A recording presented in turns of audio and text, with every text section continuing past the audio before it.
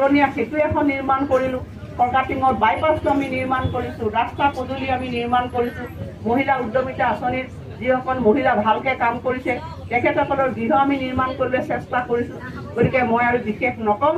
আজি আপোনালোকৰ আশীৰ্বাদেৰে আমি এখন বিকশিত সুৰক্ষিত অসমৰ ফালে আমি ধাৱমান হ'ব লাগিব আৰু এখন বিকশিত গোলাঘাট সমষ্টি আমি নিৰ্মাণ কৰিব লাগিব, য'ত মোৰ অহা 5টা বছৰ ডেকা ল'ৰাসকলৰ কাৰণে কাম কৰিবলৈ মন আছে।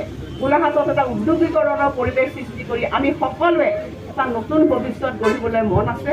আৰু যিখিনি আধৰুৱা কাম আছে এই পঞ্চায়তখনত কেতিয়াবা হয়তো কিবা কিবি থাকে, ইটো থাকে, ক'ৰবাত ৰাস্তা এটা বনাব লাগে, স্কুল এখন বনাব লাগে, খোৱা পানী, সামগ্ৰিকভাৱে সেইবিলাকো আমি সম্পূৰ্ণ কৰিম।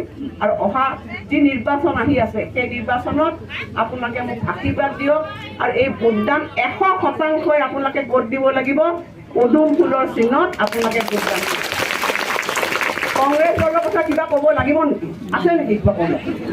এষাৰ কৈ দিওঁ আৰু তথাপি কংগ্ৰেছ দলৰ বৰ্তমান অৱস্থাটো কি হৈছে?